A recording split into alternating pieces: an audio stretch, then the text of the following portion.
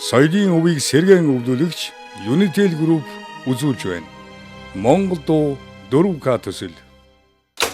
Hero Entertainment, Unitel Group хамтран ирээдүйн хойч үедээ хуучны болон орчин цагийн сэтгэл хоногссон 100 дууг өвлүүлэн үлдээж байна. Цэ даваад орж шүлэг ая нь бол урлын гавьяас төгөлтөн зундын Батсөхийн одоо гайхмаараа дууны Батсөх багшийн одоо ая ийм дуу байгаа. Тэгээд энэ дуу маань 1977 онд одоо бит хоёр ятгатай дуулж ард түмний хүртэл болж дуулагдж байсан ийм дуу байгаамаа.